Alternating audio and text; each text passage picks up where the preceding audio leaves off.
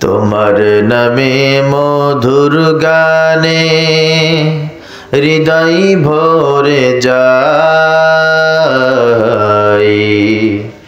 তোমার নামে মধুর গানে হৃদয় ভরে যায়। তোমাকে পড়ে গো মনে ভোরের হাওয়ায়।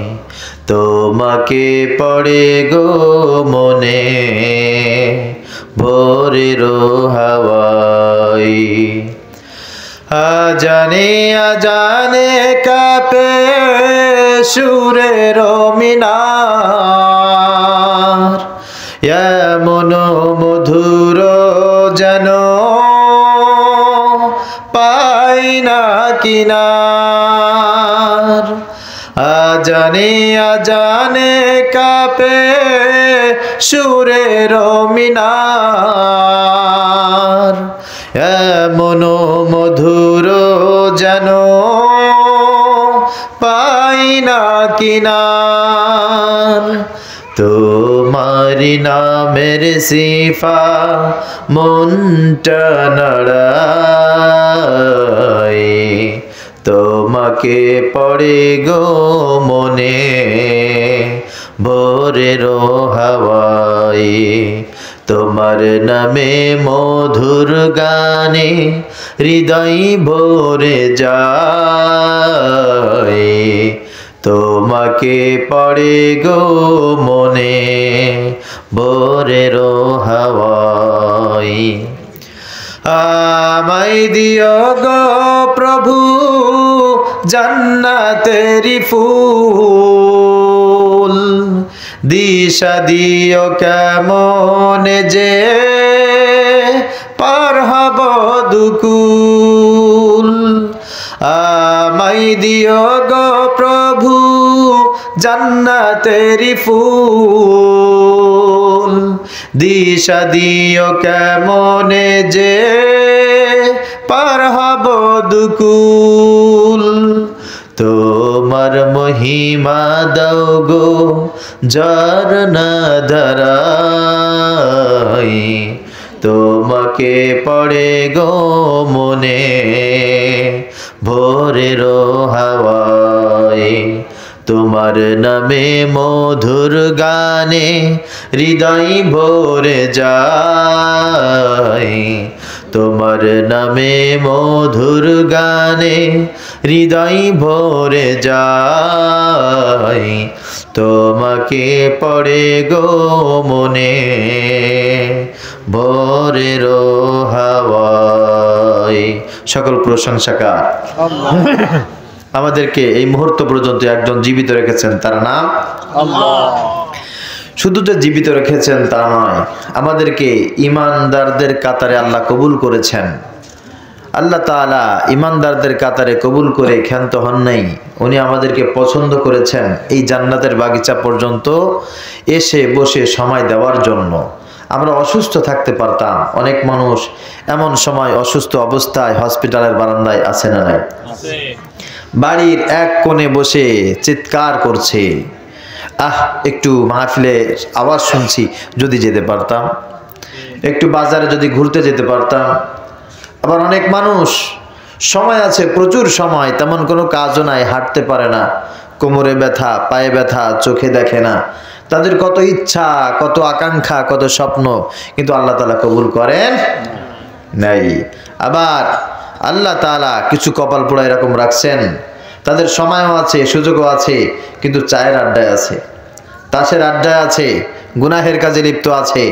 31 নামক গুনাহের এই কালচার, পশ্চিমার এই জাহান্নামী কালচারের ভিতরে নিমজ্জিত আছে।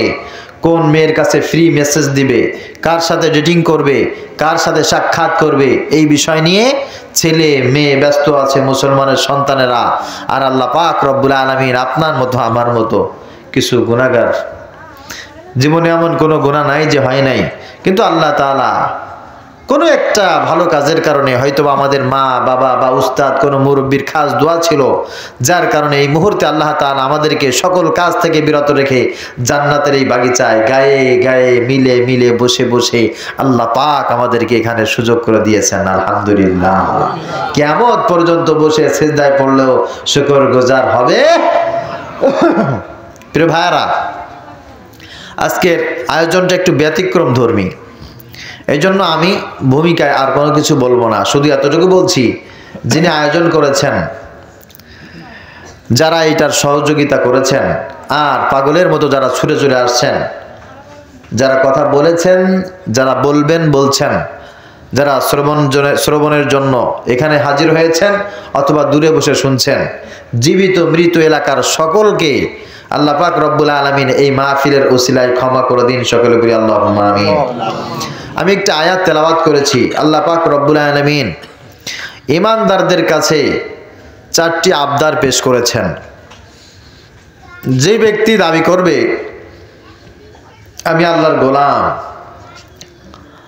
আমি উম্মত মুহাম্মদুর রাসূলুল্লাহ সাল্লাল্লাহু আলাইহি ওয়াসাল্লামের, আমার ধর্ম হচ্ছে ইসলাম, কিয়ামতের ময়দানে আমি আল্লাহর পরিচয়ে জান্নাতে যেতে চাই, আমি নবীর পরিচয়ে জাহান্নাম থেকে বাঁচতে চাই, এই আশা যার ভিতরে থাকবে, এদের জন্য আল্লাহ তাআলা 4টি মেসেজ দিয়েছেন। এই 4টি গুণ তাদের ভিতরে অবশ্যই থাকতে হবে। আলহামদুলিল্লাহ। তো প্রথমে বিষয়টা হচ্ছে, আমরা তো ঈমানদার নাকি? কথা বলেন, সবাই ঈমানদার না? আমাদের ধর্ম কি? ইসলাম। আমাদের পরিচয় আমরা মুসলমান, ঠিক কি না? তো এটাই যদি হয়, আমাদের চাওয়া পাওয়া আছে, আমাদের চাওয়া পাওয়া হচ্ছে একটাই, আল্লাহ পাক যেন আমাদেরকে সবাইকে মাফ করে দেয়। সকলে বলেন আর একটু আসতে বলেন আমিন। আল্লাহ পাক রব্বুল আলামিন বলেন, তোমাদের চিন্তা ফিকির হচ্ছে আমি যদি লেখাপড়া শিখে ভালো একটা সার্টিফিকেট উপার্জন করে আমি যদি একটা সার্ভিস হোল্ডার হতে পারি, বিজনেসম্যান হতে পারি, কর্মজীবনে প্রতিষ্ঠিত হতে পারি, ভালো একটা পদে যে একটা কিছু হইলাম আর কি, তাহলে আমি সাকসেস, আমার জীবনে কোনো চাওয়া পাওয়া নাই। আবার অনেকের চিন্তা ফিকির এমন, সুন্দর একটা মেয়েকে বিয়ে করব, অথবা মেয়েদের চিন্তা ফিকির প্রতিষ্ঠিত কোনো একটা ছেলেকে আমি আমার জীবন সঙ্গী করব, করার পর সুন্দর একটা বাড়ি থাকবে, ছেলে মেয়ে থাকবে, এরা যদি লেখাপড়া সুন্দর মতো করে, জীবনটা যদি সুন্দরভাবে খেয়ে পড়ে চলে যায়, তাহলে আমি সাকসেস।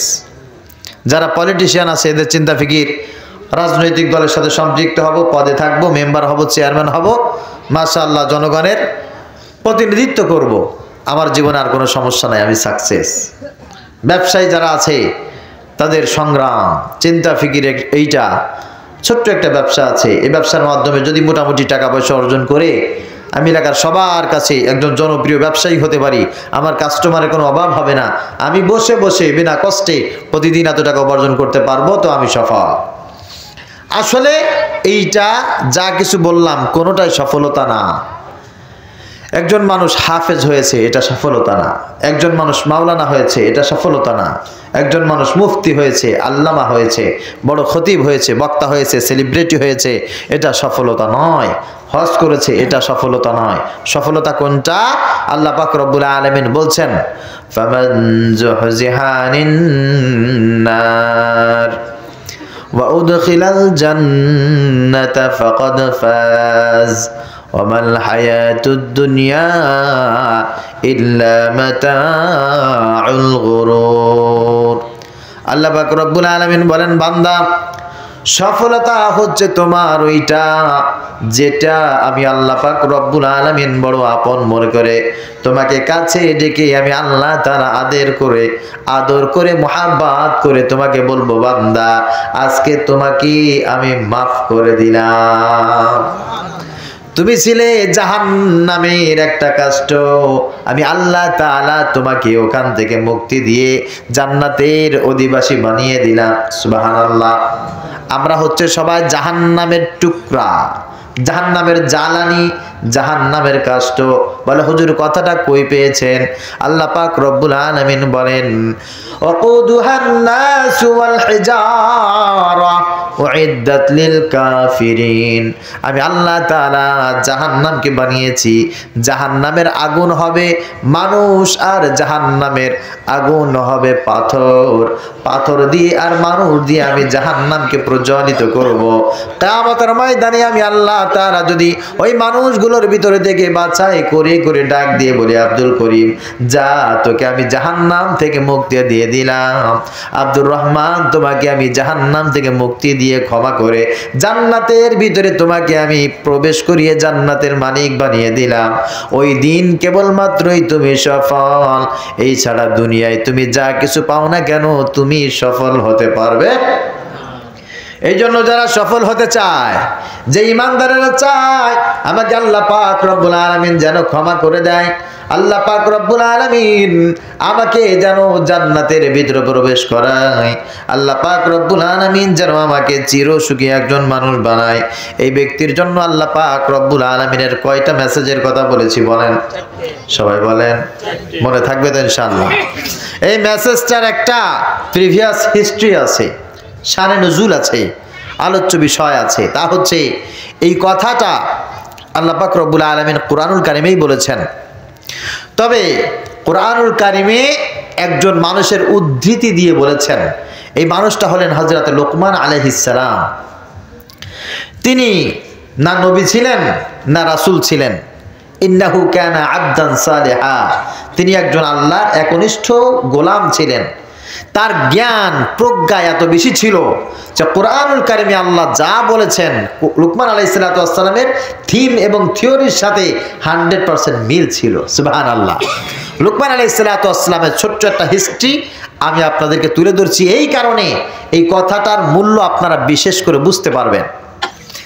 হযরত লুকমান আলাইহিস সালাতু ওয়াস সালাম সারাদিন পরের বাড়ি কামলা দিতেন, আর রাতের বেলা উনি মানুষদের সামনে আসর বসিয়ে দ্বীনের তালিম দিতেন। এটাই ছিল লুকমান হাকিমের কাজ।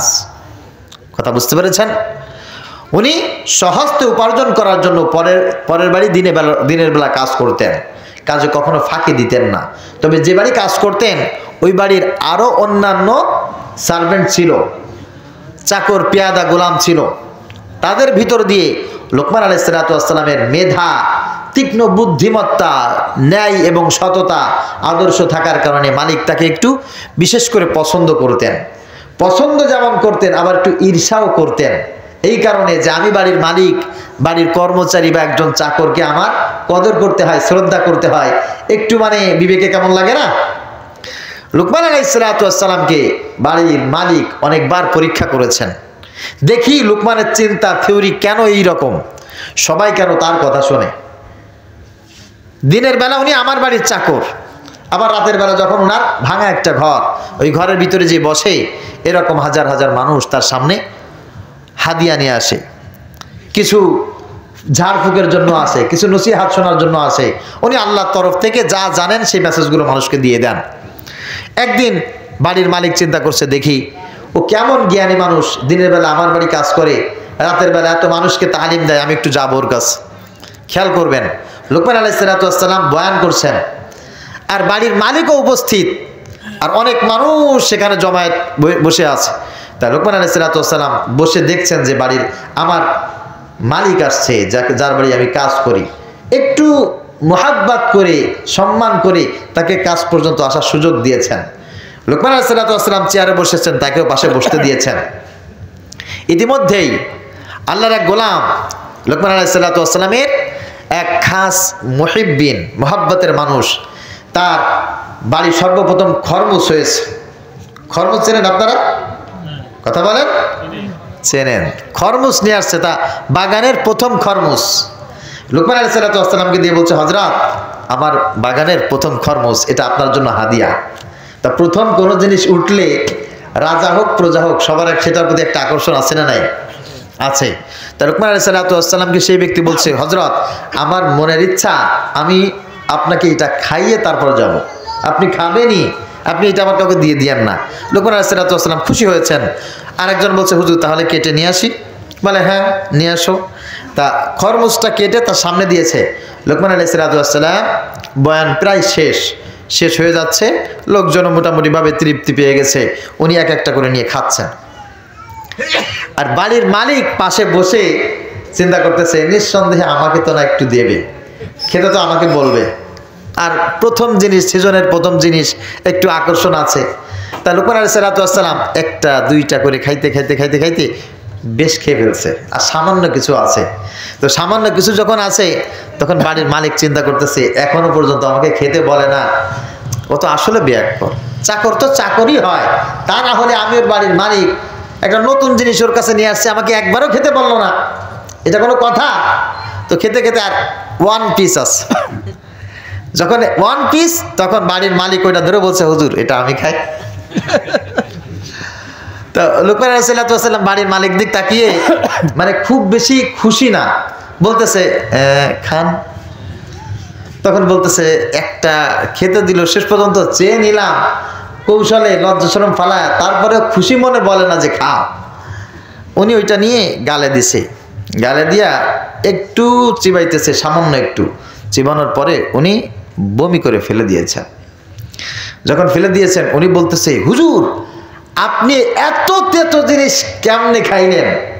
তার মানে ফল প্রথম যেগুলি হয়, শশা বা তরমুজ, বাঙ্গি, এই খরমুজ যেগুলি হয়, প্রথম যেগুলো হয় মারাত্মক তেতো হয়, দুই একটা মুখেই দেওয়া যায় না, ঠিক কি না?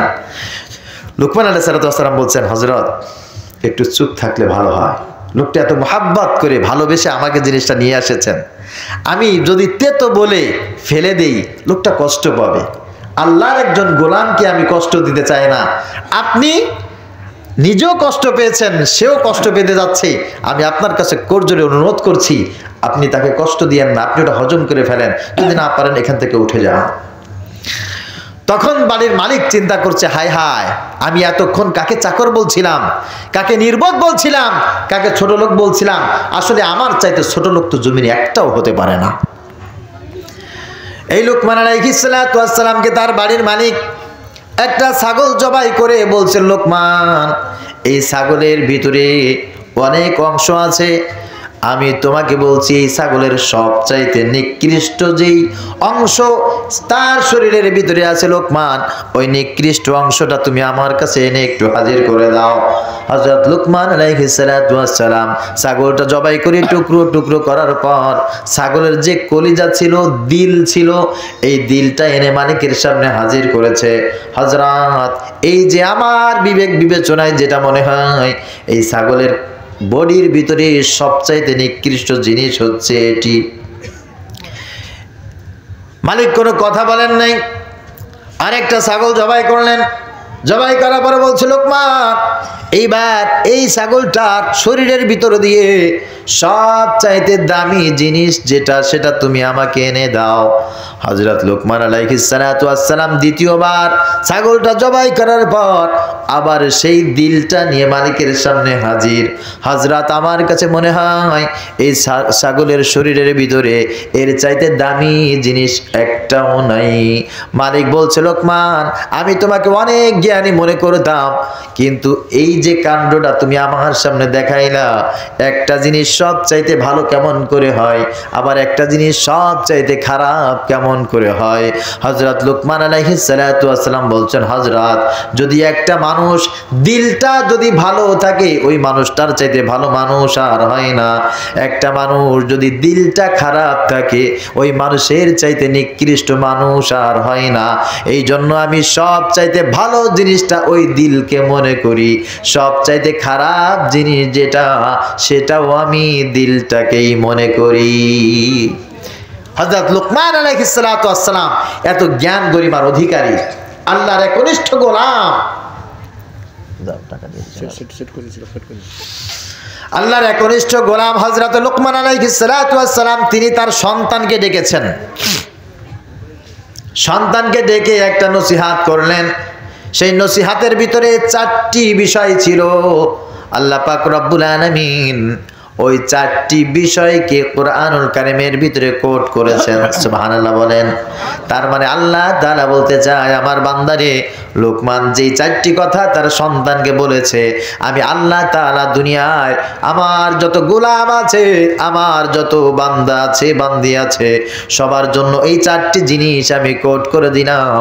কিয়ামত পর্যন্ত যেই সমস্ত ঈমানদার, যেই সমস্ত মুসলমান নাজাত পেতে চাই, জান্নাতে যেতে চাই, জাহান্নাম থেকে মুক্তি পেতে চাই, তাদের জন্য এই চারটি জিনিসের বিকল্প কিছু নাই। সেই চারটি মেসেজ আজকে ফকিরহাটবাসীকে আমি শুনিয়ে দিয়ে যাব ইনশাআল্লাহ। আল্লাহর কাছে দোয়া করছি, আল্লাহ যা কিছু বলা হবে সর্বপ্রথম আমাকে, যারা শুনবেন আল্লাহ তুমি সবাইকে আমল করার তৌফিক দান করে দিও। সকলে বলি আমিন।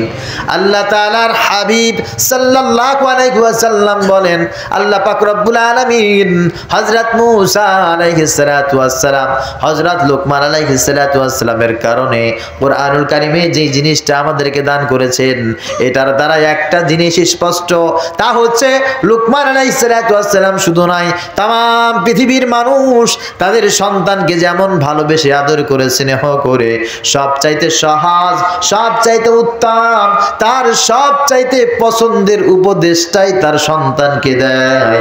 আল্লাহ পাক রব্বুল আলামিন তার বান্দাকে মোহাব্বত করে, ভালোবেসে আদর করে, ঠিক সেই রকম সহজ, সুন্দর, মোহাব্বত আর পছন্দের উপদেশটাই আমাদেরকে দান করেছেন। আল্লাহু আকবার। আল্লাহ বলছেন লোকমান আলাইহিস সালামের কথা, ইয়া বুনাইয়া, হে আমার কলিজার টুকরা সন্তান, আকিমিস সালাহ, আমি তোমাকে বলছি দুনিয়া এবং আখিরাতে যদি সফল হতে চাও, খবরদার খবরদার, নামাজের বিকল্প কিছু নাই। আকিমিস সালাহ, সালাত কায়েম করো। কি করতে হবে বলেন? সবাই বলেন, আর একটু আসতে বলেন। নারী হোক, পুরুষ হোক, ছোট হোক, বড় হোক, সবার জন্য সালাত। সালাতের বিকল্প মুমিনের জীবন কল্পনাই করা যায় না। আল্লাহ পাক রব্বুল আলামিন বলে, বান্দা আমি তোমাকে বলছি, তোমার জীবনটা কোনোদিন সফল হতে পারবে না, কোনোদিন সাকসেস হতে পারবে না তোমার জীবনের ভিতরে যদি সালাত না থাকে। আজকের এই তালিম যিনি শুনছেন, আজকের এই নসিহত যারা শুনছেন, প্রত্যেকের জন্য চমৎকার টপ এবং বটম, লাস্ট এন্ড ফাইনাল একটাই মেসেজ, তা হলো এই, আমাদের জীবন সালাত ব্যতীত, নামাজ ব্যতীত আমাদের জীবন কোনো জীবনই না। আমাদের জীবন কোনো জীবনই হতে পারে না। যার জীবনে নামাজ নাই, এর কোনো জীবন নাই, এর কোনো সম্মান নাই, কোনো অস্তিত্ব নাই, নাজাতের কোনো ব্যবস্থা নাই, এমনকি এর কোনো চরিত্রও নাই। এর কোনো কি নাই? একটা সাপকে বিশ্বাস করবেন, কুকুরকে বিশ্বাস করবেন, শিয়ালকে বিশ্বাস করবেন, যে কোনো হিংস্র প্রাণীকে বিশ্বাস করবেন, জীবনে কোনোদিন কোনো অবস্থায় কোনো বেনামাজিকে বিশ্বাস করবেন। বেনামাজি যা ইচ্ছা তাই করতে পারে, ও মানুষই না, আল্লাহর ভাষায়, আল্লাহর চাওয়া চিন্তায় ও কোনো মানুষই না, ও কোনো সাবজেক্টই না, ও থার্ড পারসন সিঙ্গুলার নাম্বারও না, ও সব কিছু থেকে বাদ, মাখলুকের খাতা থেকেও বাদ। আল্লাহ পাক রব্বুল আলামিন বলেন, ইন্না শাররাদ দাওয়াব ইনদাল্লাহি সুম্মুল বুকমুল্লাযীনা লা ইয়াকিলুন। এই দুনিয়ায় আমি আল্লাহ পাক রব্বুল আলামিন তোমাদেরকে শ্রবণ শক্তি দিয়েছি, দৃষ্টি শক্তি দিয়েছি, কথা বলার জন্য জবান দিয়েছি, চিন্তা ফিকির করার জন্য কলব দিয়েছি, আকল দিয়েছি। এরপরও তোমরা যারা আল্লাহর কথা শোনো না, অর্থাৎ নামাজ আদায় করো না, আল্লাহ পাক রব্বুল আলামিন বলেন, ইন্না শাররাদ দাওয়াব, এদের চাইতে নিকৃষ্ট কোনো প্রাণী আমি আল্লাহ তাআলা জমিনের উপরে বানাই নাই। বেনামাজি শিয়ালের চাইতে নিকৃষ্ট, কুকুরের চাইতে নিকৃষ্ট, শূকরের চাইতে নিকৃষ্ট, বেনামাজির চাইতে নিকৃষ্ট কোনো কিছু নাই। বেনামাজি যত দামি লোক হোক, শিক্ষিত হোক, ও এসপি, ডিসি, এমপি, মন্ত্রী, ও প্রধান শিক্ষক, ভাইস প্রিন্সিপাল, প্রিন্সিপাল, যত বড় কর্তা হোক না কেন, ওর চাইতে লুচ্চা বদমাইশ এই জমির একটাও নাই। আমার কথা না, আল্লাহ পাক রব্বুল আলামিন বলেন, ওয়াকিমিস সালাহ, ওয়াকিমিস সালাহ, তোমরা সালাত কায়েম করো। ইন্নাস সালাতা তানহা আনিল ফাহশাই ওয়াল মুনকার, নিশ্চয় সালাত যে ব্যক্তি আদায় করবে, এই ব্যক্তির চরিত্র সুন্দর করে দেবেন কে? এই সালাত তাকে সমস্ত প্রকার অশ্লীল কাজ থেকে, সমস্ত প্রকার গুনাহের কাজ থেকে পরহেজ রাখবে। কথাটা কার? পক্ষান্তরে যে ব্যক্তি নামাজ আদায় করবে না, এ সমস্ত প্রকার অশ্লীলতার সাথে সংযুক্ত হয়ে যাবে, চরিত্রহীনতার যত কাজ আছে তার সাথে সম্পৃক্ত হয়ে যাবে, এতে কোনো সন্দেহ নাই। এই জন্য আমার মায়েরা যারা শুনছেন, আপনাদেরকে বলছি, আপনার মেয়েকে যদি ভালো বানাইতে চান তাহলে নামাজের তালিম দেন। মেয়েকে বলা লাগবে না পর্দা করো, বোরকা পরো, ফরজ করো, এই করো, ও করো, তা করো, এত অ্যাডভাইস দরকার নাই। অ্যাডভাইস একটাই, নামাজ আদায় করো। আল্লাহু আকবার। আপনি না চান আপনার সন্তান ভদ্র হোক, ও যেন বদমাইশি না করে, ও কোনো সন্ত্রাসী, চাঁদাবাদী, মদখোর, গাঁজাখোর না হয়, এটা কে না চায়? আপনিও চান, আমি আমার সন্তানের বেলাও চাই। এই জন্য ওকে অনেক বেশি হায়ার এডুকেটেড হতে হবে না, খুব বেশি এক্সপার্ট হতে হবে, ডিজিটাল ম্যান হতে হবে না। ওই ব্যক্তির জন্য এটাই যথেষ্ট, ও নামাজি হতে হবে। সুবহানাল্লাহ। আপনার ছেলে, আপনার মেয়ে যদি কন্টিনিউয়াসলি নামাজ আদায় করে, সালাত আদায় করে ওয়াক্ত মতো, ইন্নাস সালাতা কানাত আলাল মুমিনিনা কিতাবাম মাওকুতা, আল্লাহ বলেন যখন আজান হয়ে যাবে, যে ঈমানদারের জন্য সবচাইতে বড় কাজ হচ্ছে সালাত, নামাজ আদায় করার জন্য আজানের সাথে সাথে যেই ব্যক্তি প্রস্তুত হয়ে যায়, আমি আল্লাহ পাক রব্বুল আলামিনের সবচাইতে নিকটবর্তী হয় ওই ব্যক্তি। ওয়াসজুদ ওয়াক্তারিব, আমার কাছে পছন্দের ব্যক্তি যদি হতে চাও, আমার কাছে নিকটবর্তী বান্দা যদি হতে চাও, তোমার জন্য পহেলা নাম্বার মেসেজ হচ্ছে নামাজ। নামাজ যদি তুমি আদায় করো, তাহলে তোমাকে দুনিয়ার কোনো বদমাইশি, লুচ্চামি, বেহায়াপনা, উলাল্লপানা কোনো কিছু তোমাকে টাচ করতে পারবে না। সব জায়গায় তোমাকে একজন হেফাজত করবেন, তিনি কে? আল্লাহ। আল্লাহ পাক রব্বুল আলামিন কুরআনুল কারীমের অসংখ্য জায়গায় আমাদেরকে বলেছেন, শোনো, ওয়াকিমুস সালাতা ওয়া আতুজ যাকাত, আমি আল্লাহ পাক রব্বুল আলামিন তোমাদেরকে বলছি, শোনো, ওয়া আমারু বিল মা'রুফি ওয়া নাহাউ আনিল মুনকার ওয়া আতিউল্লাহ ওয়া রাসূলাহু ইন কুনতুম মুমিনিন, তোমরা যারা চাও তোমাদের গোলাম আল্লাহ, তোমাদের রব আল্লাহ হয়ে যাক, ওয়া আতিউল্লাহ ওয়া রাসূলাহু, তোমরা আল্লাহ পাক রব্বুল আলামিনের গোলাম হয়ে যাও, আল্লাহ রাসূল সাল্লাল্লাহু আলাইহি ওয়াসাল্লামের উম্মত হিসাবে তিনি যেন তোমাদেরকে পরিচয় দেয়, ইন কুনতুম মুমিনিন, আর যদি তোমরা ঈমানদার হয়ে থাকো, ওয়া আকিমুস সালাহ, তাহলে তোমরা জানো নামাজ কোনোদিন ছেড়ো না।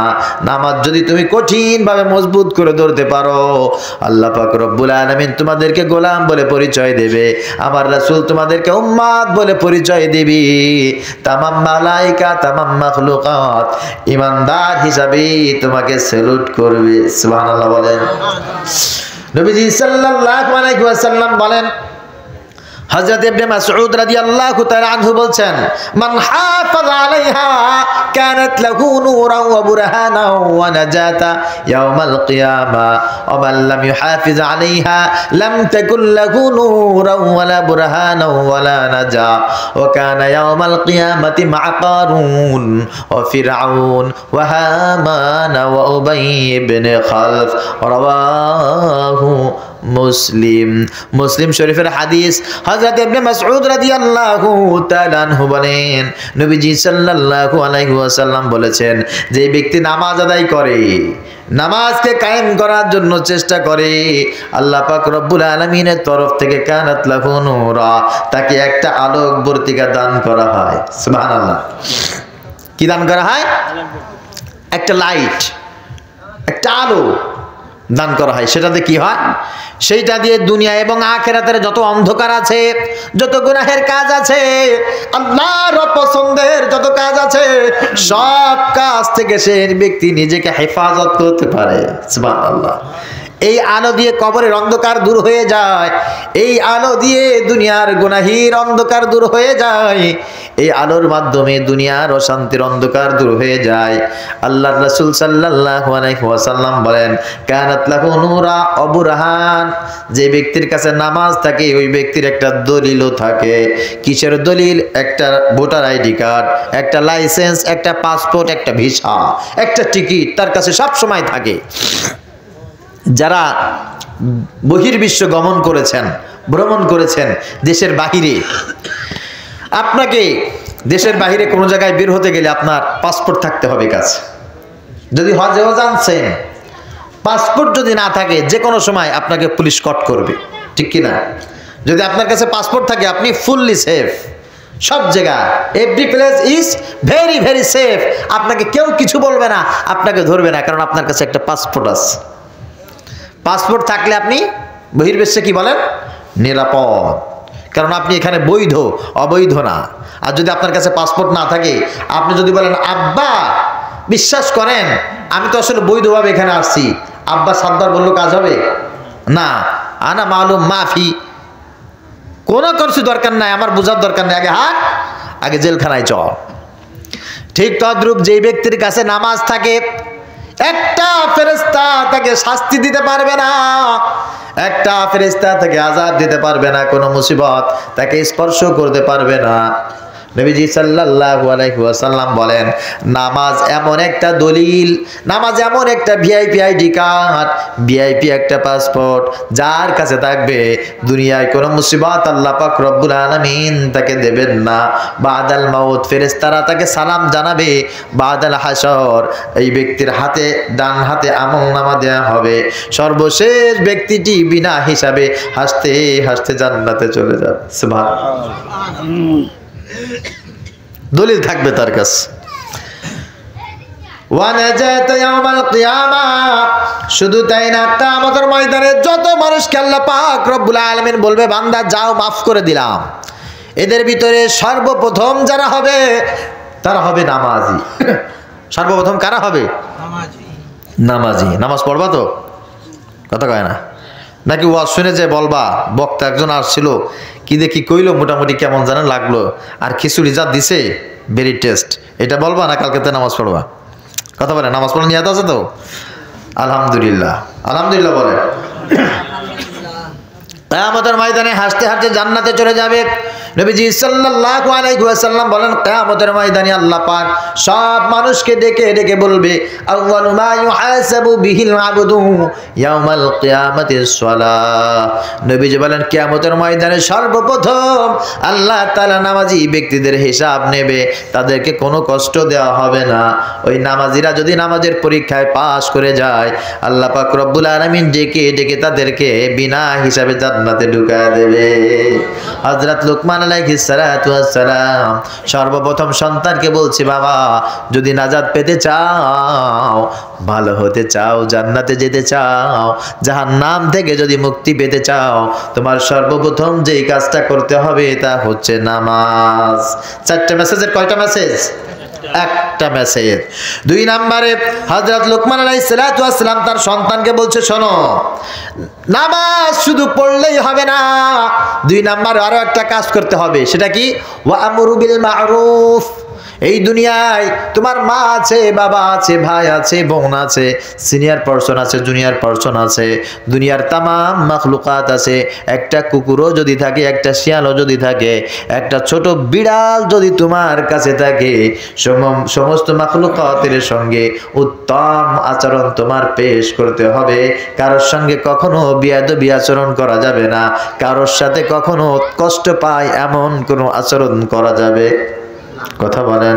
মাকে কষ্ট দেওয়া তো দূরে থাক, বাবাকে কষ্ট দেওয়া তো দূরে থাক, বড় ভাই বড় বোন এলাকার প্রতিবেশী কোন মানুষ কষ্ট পাওয়া তো দূরে থাক, তোমার দ্বারা একটা বিড়ালও যেন কষ্ট না পায়, একটা শূকরও যেন কষ্ট না পায়, একটা কুকুর যেন তোমার আচরণে কষ্ট না পায়। সুবহানাল্লাহ বলেন। হযরত লুকমান আলাইহিস সালাতু ওয়াস সালামের কথা আল্লাহ পাক রব্বুল আলামিন সূরাতুন নামলে বর্ণনা করেছেন। 40,000 সৈন্য নিয়ে হযরত সুলাইমান আলাইহিস সালাতু ওয়াস সালাম জমিনের উপর দিয়ে বিশাল বহর নিয়ে ঘোড়া দৌড়াইতে দৌড়াইতে উনি রওনা করেছেন। তখন রাস্তার উপর দিয়ে পার হচ্ছিল একদল পিপিলিকা। পিপিলিকার যে সর্দার, ওই সর্দার হযরত সুলাইমান আলাইহিস সালাতু ওয়াস সালামের যে বিশাল বড় বাহিনী তাদেরকে দেখে ফেলেছে, দেখে এবার দাঁড়িয়ে লম্বা চড়া একটা ভাষণ দিল। ইয়া আইয়ুহান নামলু দুখুলু মাসাকিনাকুম, ইয়া আইয়ুহান নামলু উদখুলু মাসাকিনাকুম লা ইয়াহতিমান্নাকুম সুলাইমান ওয়া জুনুদু ওয়া হুম লা ইয়াশউরুন। ভাষণটা কার? পিপিলিকার। পিপিলিকা বলছে, আল্লাহ কোরআনে কোট করেছেন, হে আমার ভাইয়েরা, পিপিলিকা ভাইয়েরা, ইয়া আইয়ুহান নামাল, এ আমার পিপিলিকা ভাইয়েরা, উদখুলু মাসাকিনাকুম, জলদি করে তোমরা সবাই গর্তের ভিতরে ঢুকে যাও। লা ইয়াহতিমান্নাকুম সুলাইমান ওয়া জুনুদু ওয়া হুম লা ইয়াশউরুন। তোমরা জানতে পারছো না, দেখতে পাচ্ছ না, আমি দেখতে পাচ্ছি ওই যে সুলাইমান তার বিশাল বড় সৈন্যবাহিনী নিয়ে এই রাস্তার উপর দিয়ে হাঁটতেছে, একেবারে তোমাদেরকে দফা রফা ছেড়ে দেবে। সব কিন্তু মরে যাবে, একটাও বাঁচতে পারবে না।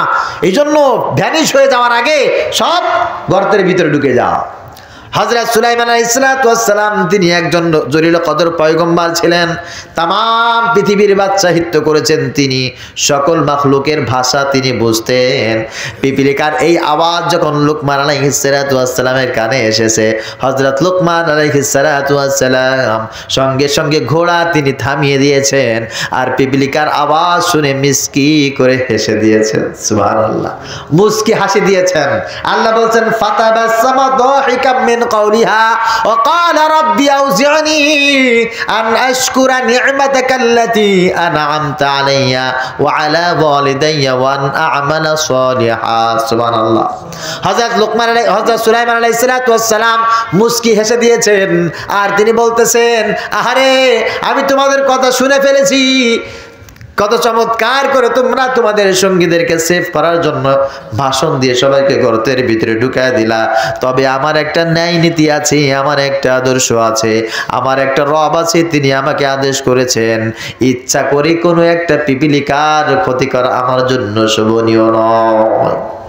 একটা পিপিলিকার ক্ষতি করাও কোনো মানুষের জন্য শোভনীয় হতে পারে না। মানুষ তো দূরে থাক, মানুষের কথা পরে বলছি। মুহাম্মদুর রাসূলুল্লাহ সাল্লাল্লাহু আলাইহি ওয়াসাল্লাম সাহাবীদের সামনে বর্ণনা করছেন, বুখারী মুসলিমের হাদিস। সাহাবীরা শোনো, অতীতে বনী ইসরাইলের যুগে একজন নষ্টা মহিলা ছিল, সারাদিন পর পুরুষের সাথে অপকর্মে লিপ্ত থাকতো। খারাপ কাজ করে বাড়ি ফেরার পথে দেখছে পানির পিপাসায় একটা কুকুর রাস্তার পাশে গাল থেকে ফেনা বের হয়ে গেছে, ওর জীবন যায় যায় অবস্থা। মহিলাটা কুকুরের প্রতি খুব বেশি দরদ হয়েছে। পানি পাবে কোথায়? এটা তো বাংলাদেশ ছিল না যে যেখানে সেখানে খালে বিলে রাস্তার পাশে আড়ার ভিতরে পানি পাওয়া যায়। পানি পাওয়ার জন্য একটা কুয়া তালাশ করলেন, পানির কুয়া পেয়েও গেলেন। পানি আনবেন কিভাবে? পায়ের ছিল মোজা, মোজাটা খুলে পানির ভিতরে মোজাটা চুবিয়ে দিয়েছেন। মোজাটায় যখন পানি চুষে নিয়েছে, মোজাটা এনে কুকুরের মুখের উপরে চিপড়ে দিয়ে কুকুরের গালের ভিতরে পানি দিয়েছে। ওই পানি কুকুরটা জিহ্বা দিয়ে নেড়ে নেড়ে যখন পান করেছে, মুহূর্তের ভিতরে কুকুরটা সুস্থ হয়ে গেছে। সুবহানাল্লাহ। একটা নষ্টা মহিলা কুকুরের সাথে যে আচরণ করেছে, মুহাম্মদুর রাসূলুল্লাহ বলেন আল্লাহ পাক এটা এত বেশি পছন্দ করেছেন, ওই ব্যক্তিকে সঙ্গে সঙ্গে মাফ করে জান্নাতের শুভ সংবাদ দিয়েছে। নবীজি সাল্লাল্লাহু আলাইহি ওয়াসাল্লাম বলেছেন, প্রত্যেকটা ভালো কাজ, ভালো কথা এক একটা সাদাকা। সুবহানাল্লাহ বলেন, সুবহানাল্লাহ বলেন। ভালো কাজ, ভালো কথা এক একটা সাদাকা। যারা টাকা পয়সা আল্লাহর রাস্তায় খরচ করতে পারো না, জিহাদ করতে পারো না, হজ করতে পারো না, যাকাত দিতে পারো না, ফিতরা দিতে পারো না, মান্নত করে মানুষকে খাওয়াইতে পারো না, আল্লাহ পাক রব্বুল আলামিন তোমাকে হাত দিয়েছেন, জবান দিয়েছেন। এই হাত দিয়ে যদি কাউকে একটু হেল্প করো, কারোর সাথে যদি একটু সুন্দর আচরণ তুমি করো, আল্লাহ পাক রব্বুল আলামিন তোমাকে এইটার কারণে হজ করার মতো সওয়াব দান করে দেবেন। আল্লাহ তাআলা যাকাত দেওয়ার মতো, সাদাকা দেওয়ার মতো, মসজিদ মাদ্রাসা নির্মাণ করার মতো সওয়াব তোমার একটা ভালো কথার কারণে দান করবে। সুবহানাল্লাহ। আল্লাহ কুল্লু মা'রুফুন সাদাকা বলেছেন মুহাম্মদ সাল্লাল্লাহু আলাইহি ওয়াসাল্লাম। প্রত্যেকটা ভালো কথা, প্রত্যেকটা ভালো কাজ এটা হচ্ছে সাদাকা সমতুল্য। সাদাকা সামাতুল্য। আল্লাহ পাক রব্বুল আলামিন দ্বিতীয় নম্বরে আমাদেরকে এটাই বলছেন যে নামাজ পড়লে হবে না, তোমাদের মুখের ভাষাটা সুন্দর করতে হবে। বড় আফসোসের বিষয় হচ্ছেই আমাদের ইয়াং জেনারেশন এখন গালি ছাড়া কথা বলতে পারে না। কথা বলেন ঠিক কিনা? ওই একজন মানে আমাদের কথাটা কেমন আমি ওইটা বলবো না, আপনারা বুঝে নেবেন আর কি।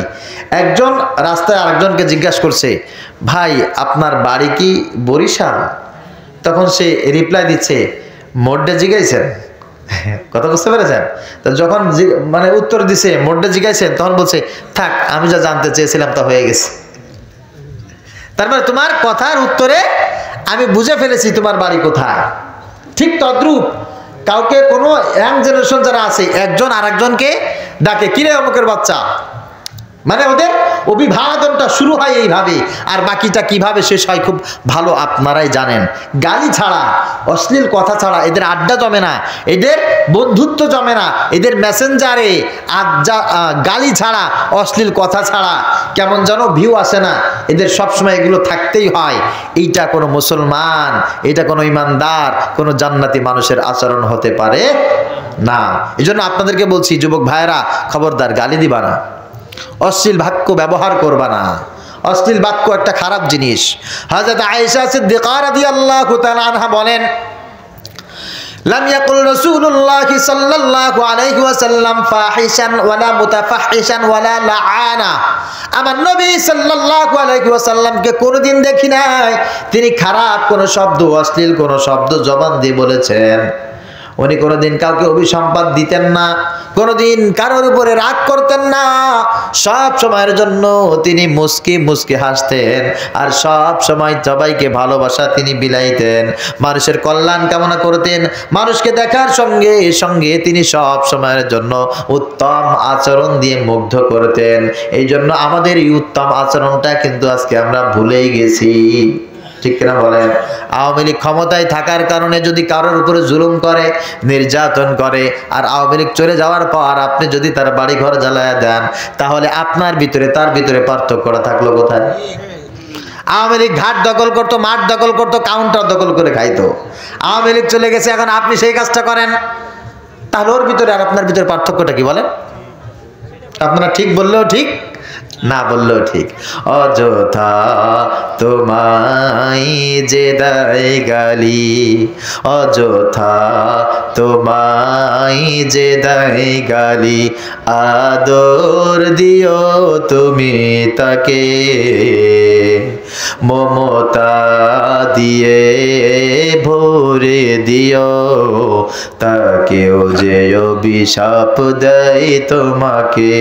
অযথা তোমায় যে দেয় গালি, শিখে নবীজির এই ব্যবহার, ক্ষমা করো তুমি সব ভুল তার জীবনের বাকে বাকে।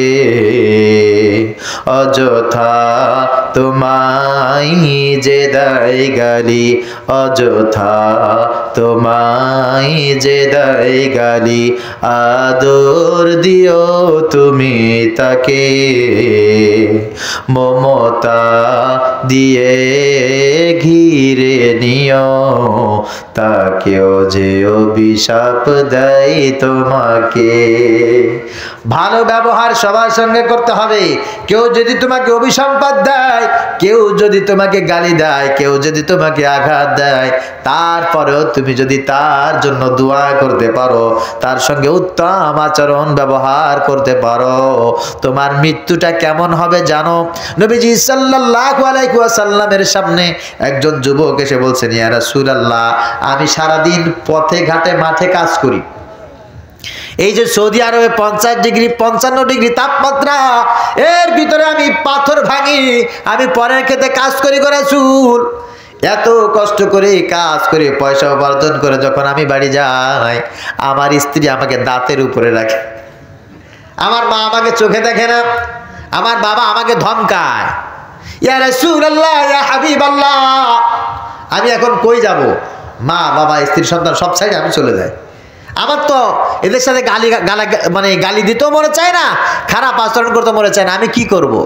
নবীজি বললেন তোমার মা যদি তোমার কথা না শুনে তোমাকে উল্টা গালি দেয়, বাবাও যদি গালি দেয়, স্ত্রীও যদি গালি দেয়, তুমি একটু সবর করতে থাকো, আর এই গালিটা রিপ্লা দিও না, এই গালিটা একটু হজম করে তাদের সাথে একটু সুন্দর আচরণ করো। সুবহানাল্লাহ। নবীজি বললেন যখন তোমার মা বাবা ভাই বোন স্ত্রী সন্তান তোমাকে গালি দেবে, তোমাকে মেজাজ খারাপ গরম করে কথা বলবে, আর তুমি যদি একটু হজম করতে পারো, মাযালা আলাইহি খাতিয়া, একদল ফেরেশতা আসমান থেকে নাজিল হয়ে যাবে, আর তারা প্রতিযোগিতা করবে, কে আছো আল্লাহর এই গোলামের সব গুনাহগুলো ধুয়ে মুছে সাফ করে দাও। ওই ব্যক্তির মরণ এমন অবস্থায় হবে কেমন যেন তার আমলনামায় একটা গুনাহ মওজুদ নাই। সুবহানাল্লাহ। এই জন্য ভালো ব্যবহার যারা করে এরা কোনোদিন ঠকে না, কোনোদিন এদেরকে কেউ দমিয়ে রাখতে পারে না, কেউ পারে না, কেউ পারে না। আপনি ভালো ব্যবহার করবেন, দেখবেন আপনি আপনার গন্তব্যে পৌঁছে যাবেন। মানুষ আপনাকে নিয়ে যতই মন্তব্য করুক না কেন, আপনার গন্তব্য ওই মন্তব্যে ঠেকে থাকবে না। ভালো ব্যবহার যার ভিতরে আছে সে অবশ্যই এক সময় না এক সময় তার গন্তব্যে পৌঁছে যাবে। আলহামদুলিল্লাহ বলেন। আল্লাহ বলেন ওয়ালা তাস্তাবিল হাসানাতু ওয়ালাস সাইয়্যিআ, ভালো ব্যবহার আর খারাপ ব্যবহার কোনোদিন সমান না। ভালো ব্যবহার করে মানুষ যেখানে যেতে পারে, খারাপ ব্যবহার করে কোনোদিন সেখানে যাওয়া সম্ভব না। ইদফা বিল্লাতি হিয়া আহসান, আমি তোমাদেরকে বলছি, কে বলছেন? সবাই বলেন আল্লাহ বলছেন, আমি তোমাদেরকে বলছি ইদফা বিল্লাতি হিয়া আহসান, দুনিয়ায় যে খারাপ আচরণ করবে, খারাপ কথা বলবে, তাদেরকে তুমি ভালো ব্যবহার দিয়ে উত্তম ভাবে তাদের প্রতিশোধ নাও। তোমাকে গালি দেবে, তুমি তার সাথে মিষ্টি হেসে কথা বলো, দেখবা একদিন দুই দিন তিন দিনের পর ওই ব্যক্তিটা লজ্জিত হয়ে তোমার সামনে আর গালি দেবে। আর এখন তো কিছু হইলেই বলে তোরে যেন কালে খা, আমি তোকে অভিশাপ দিয়ে গেলাম। নাউজুবিল্লাহ পড়েন। মা বোনেরা আছে না, তারা শুনতেছে না? নবীজি সাল্লাল্লাহু আলাইহি সাল্লাম মেরাজ থেকে ফিরে আসার পর উনি সর্বপ্রথম একদল মহিলাদেরকে দেখে বলেছেন, ইয়া মাশারান নিসা ফাইন্নী উরিতুকুন্না আকসারা মিন আহলিন নার, হে মায়ের জাতি, মহিলা জাতি, আমি সবচাইতে বেশি তোমাদেরকে জাহান্নামে দেখেছি পুরুষের তুলনায়। এর কারণ হচ্ছে ফাইন্নী উরিতুকুন্না আকসারা মিন আহলিন নার অতুকসিরিনা লাহনা, তোমরা মানুষকে বেশি বেশি অভিশাপ দাও। কি করে বলেন?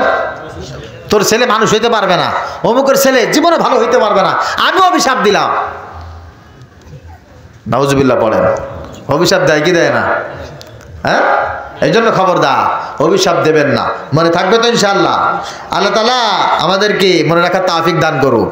ওয়ালিয়াফু ওয়ালিয়াসফাহু আলা তুহিব্বুনা আইয়াগফিরাল্লাহু লাকুম, আল্লাহ পাক রব্বুল আলামিন বলেন তুমি যদি চাও আল্লাহ পাক রব্বুল আলামিন তোমার উপরে দয়া করুক,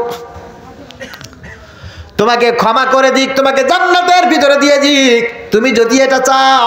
আল্লাহ পাক রব্বুল আলামিন বলেন ওয়ালিয়াসফাহু ওয়ালিয়াফু, আল্লাহ পাক তোমাকে আদেশ করেছেন তুমি যেন মানুষের সাথে উত্তম আচরণ করো, তুমি যেন মানুষকে ক্ষমা করে দাও, মানুষের সাথে ভালো আচরণ করো। তুমি যদি মানুষের সঙ্গে ভালো আচরণ করতে পারো, ভালো ব্যবহার করতে পারো, মানুষকে যদি ক্ষমা করে দিতে পারো, তোমাকেও একজন ক্ষমা করে দেবে। তার নাম কি?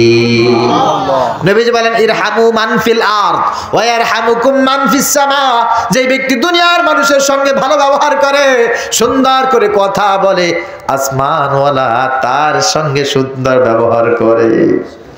বলে আমি এত ভালো ব্যবহার করি, আমার সাথে মানুষ খুব খারাপ আচরণ করে। আরে দেখো, মানুষের সাথে খারাপ আচরণ করে তোর কোনো ক্ষতি করতে পারবে? আমার রাসূল বলেছে তুমি যদি মানুষের সঙ্গে ভালো ব্যবহার করো, তোমার সঙ্গে স্বয়ং আসমানওয়ালা ভালো ব্যবহার করবে। সুবহানাল্লাহ। ইয়া আইয়ুহাল্লাযীনা আমানুত্তাকুল্লাহ, হে দুনিয়ার মানুষ তোমরা যারা আল্লাহকে ভয় করো, আকুলু কাওলান সাদীদা আকুলু লিন-নাসি হুসনা, দুটি আয়াত দুটি ভাবে আল্লাহ পাক বলেন সমস্ত মানুষের সঙ্গে উত্তম আচরণ করো, মানুষের সঙ্গে মিথ্যা কথা বলবা না, ঝুট বলবা না, খারাপ আচরণ করবা না। যদি এমন আচরণ তোমার হয়, আল্লাহ পাক দেখতে চান, আল্লাহ পাক এটা বুঝে নেন তুমি তাকে মহব্বত করো, তাকে ভয় করো। আর যেই ব্যক্তি দুনিয়ার মানুষের সঙ্গে খারাপ আচরণ করে, ওই দুনিয়ার মানুষটা আল্লাহকে কোনোদিন ভয় করে? কথা বলেন। এই জন্য 2 নম্বরে আমাদের শুধু নামাজ পড়লে হবে না, নামাজের সাথে ভালো আচরণ করতে হবে। মনে থাকবে?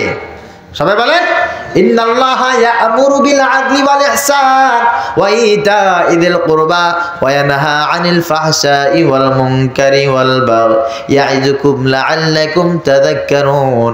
আল্লাহ পাক বলেন ইন্নাল্লাহা ইয়া'মুরু, আল্লাহ পাক রব্বুল আলামিন তোমাদেরকে আদেশ করছেন, স্পেশাল ভাবে তোমাদেরকে অর্ডার করছেন বিল আদল, তোমরা যেন মানুষের সঙ্গে ন্যায় বিচার করো, সৎ এবং সততার সাথে কথা বলবে, আচরণ করবে, কখনো কোনো অবস্থায় মানুষের উপরে জুলুম করবে না। আল্লাহ তাআলা বুঝার তৌফিক দান করুক। এখন আপনারা বলবেন হুজুর মনে হয় এই দুনিয়ার সবাই ভালো হয়ে গেলে ভালো হয়। হ্যাঁ, মানুষ তো এখন সব এরকম। যে মানুষটা আল্লাহর কাছ থেকে যেই পরিমাণ রহমত পেয়েছে ওই মানুষটা মানুষের উপরে ঠিক সেই রকম রহমত করবে। কথা ক্লিয়ার কি ক্লিয়ার না? সবাই বলেন। আর আপনি যদি মানুষের সঙ্গে খারাপ আচরণ করেন, আমার তো করার কিছু নাই। আল্লাহ পাক রব্বুল আলামিন আমাকে জানিয়ে দিয়েছেন, আমাকে বুঝার জন্য তিনি মেসেজ দিয়েছেন, আমি সেই মেসেজ আমি আপনাদেরকে দিয়ে গেলাম। আল্লাহর কাছে দোয়া করছি আল্লাহ পাক যেন আজকের এই মাহফিলে সবাইকে নামাজি বানায় দান করি, আমিন। সবাইকে যেন উত্তম উত্তম আচরণ উপহার দেওয়ার মতো তৌফিক দান করেন, সকলে পড়ি আল্লাহুম্মা আমিন। একজন কবি চমৎকার করে তিনি মনের ভাষা ব্যক্ত করেছেন নবীজি সাল্লাল্লাহু আলাইহি সাল্লামের এই হাদিসের মাধ্যমে। আমার ঘর ভাঙিয়াছে যে বাপ, আমি বাঁধি তার ঘর, আপন করিতে কাঁদিয়া বেড়াই যে মনে করেছে পর। যে মনে করেছে পথের বিভাগী, পথে পথে আমি ফিরি তার লাগি, দীঘল রজনী তার তরে জাগি, ঘুম যে হরেছে মোর। আমারে ঘর ভাঙিয়াছে যে বা, আমি বাঁধি তার ঘর। আমারে কুল ভাঙিয়াছে যে বা, আমি তার কুল বাঁধি, যে গেছে বুকেতে আঘাত করিয়া তার লাগি আমি কাঁদি।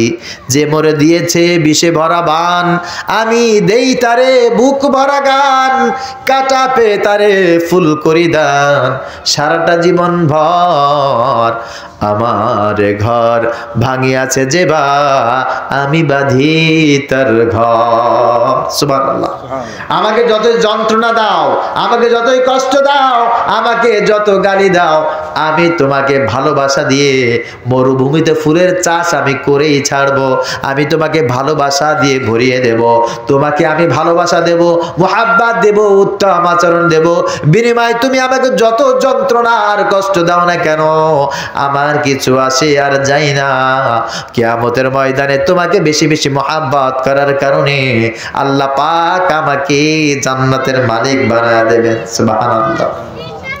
3 নম্বরে ওয়ানাহাউ আনিল মুনকার। কয় নাম্বার? 3 নাম্বার, ওয়ানাহাউ আনিল মুনকার।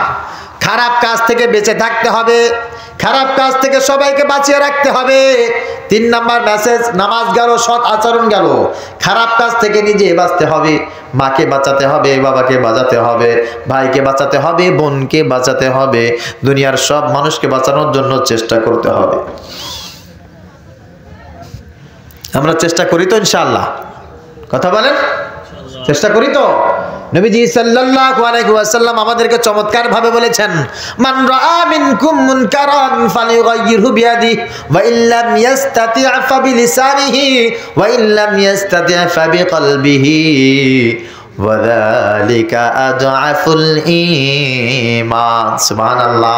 আমার রাসূল বড় মুহাব্বত করে ভালোবেসে বলছে, শোনো, তোমার মা, তোমার বাবা, তোমার স্ত্রী, তোমার সন্তান, অথবা তোমার প্রতিবেশী, তোমার দেশের কোনো মানুষ, বিশ্বের কোনো মানুষ যদি খারাপ কোনো কাজের ভিতরে নিমজ্জিত হয়ে পড়ে, খারাপ কোনো কাজ যদি তোমাদের সামনে করে, তোমাদের সর্বপ্রথম কাজ হচ্ছে তোমার হাত দিয়ে সেই খারাপ কাজটাকে প্রতিহত করা।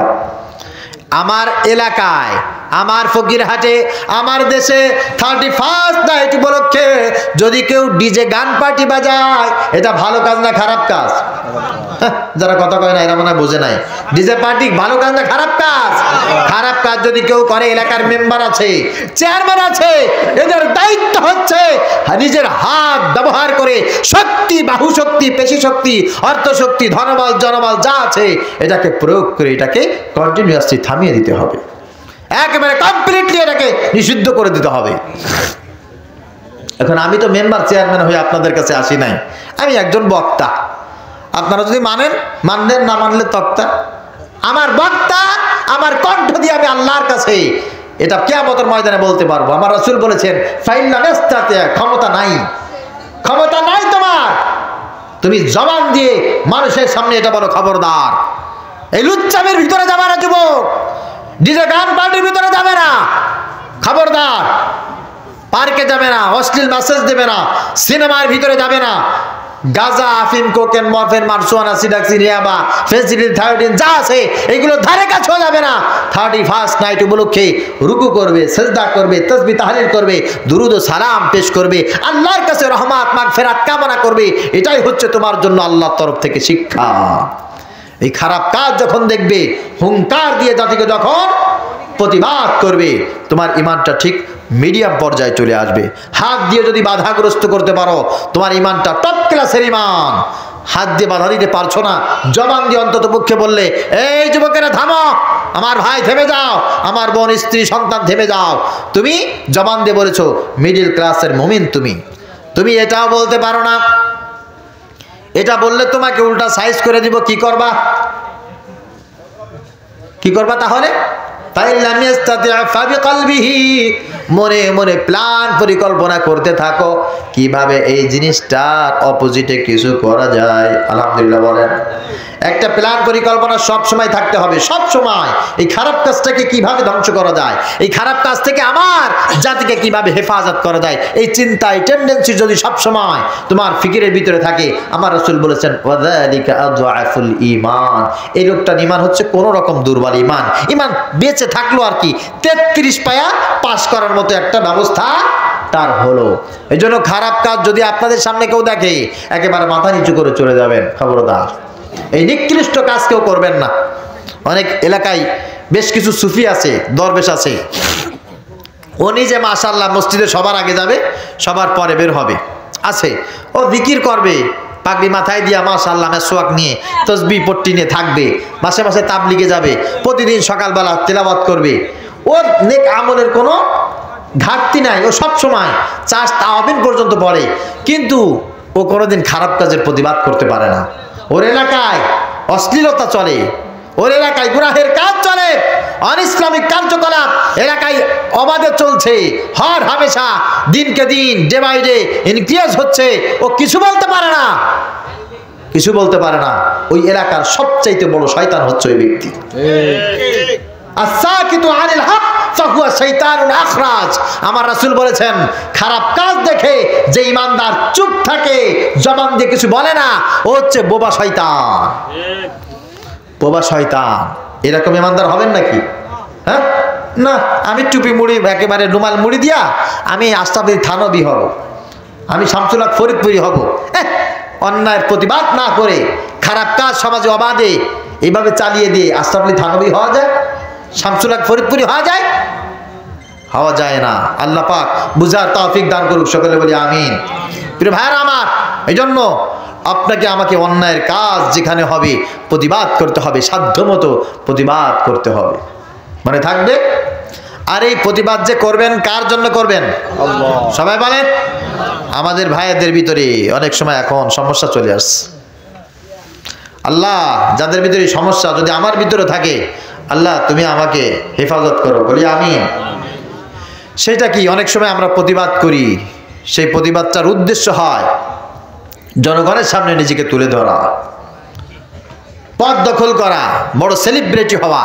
আমি দেখেছি 5ই আগস্টের পরে কিছু সংখ্যক মানুষ শুকরানা মিছিলের নামে, বিজয় মিছিলের নামে এমন কিছু মানে কাজ করেছে, নিজেকে এমনভাবে প্রদর্শিত করেছে, তারা যে বড় একজন সেলিব্রিটি হতে চায়, তার আচার আচরণে এটা বোঝাই যায়। কথা বোঝেন নাই? মিছিলে যায়, মিটিংয়ে যায় সবার আগে নিজেকে প্রদর্শিত করার জন্য। না, এই কাজটি করবেন না। আমি প্রতিবাদ করব তো কার জন্য করব? কথা বলেন না, কার জন্য করব? বুখারী শরীফের একটি হাদিস বলছি, খেয়াল করুন। রোগ যদি আমার ভিতরেও থাকে, আল্লাহর কাছে তওবা করছি, আল্লাহ তুমি আমার এই রোগ দূর করে দাও। নবীজি সাল্লাল্লাহু আলাইহি ওয়াসাল্লাম বলেন, বনী ইসরাইলের একজন আল্লাহওয়ালা মানুষ, বিশাল বড় বুজুর্গ, আল্লাহর পছন্দের একজন মুস্তাজাবুল দাওয়া, সব সময় ধ্যানে থেকে জিকির করে নামাজ পড়ে আল্লাহর বড় মাহবুব প্রিয় বান্দা হয়ে গেছে, ওই ব্যক্তির তার এলাকায় কোনো গুনাহের কাজ হতে দেয় না, সবাইকে সব সময়ের জন্য নামাজের দিকে ডাকে, ভালো কাজের দিকে ডাকে। ওই ব্যক্তি সবাইকে নিয়ে আল্লাহর গোলামি করতে বড় পছন্দ করে। আলহামদুলিল্লাহ, পরিবেশটা সুন্দরভাবে চলছে। একদিন লোকটা ঈশার নামাজের পরে ঘুমিয়ে গেছে, দেখে বাড়ি থেকে একটু অদূরে একটা বট গাছ, ওই বট গাছের গোড়ায় কয়েকজন মিলে ঢোল তবলা নিয়ে টুন টুন টুন টুন করে বাজাচ্ছে আর আনন্দ ফুর্তি নাচ গান করতেছে। ওই লোকটা বাড়ি বসে ঘুমিয়েছে, আর হঠাৎ করে গানের আওয়াজ কানের ভিতরে চলে আসছে। আসার পর লোকটা বলতেছে, আমার এলাকায় এই কাহিনী নাকি? বের হয়ে জিজ্ঞাসা করছে, কিরে কোথায়? বলে ওই যে বট গাছের গোড়ায়। বলে তাই নাকি? বলে আজকে বট গাছ আর রাখবো না।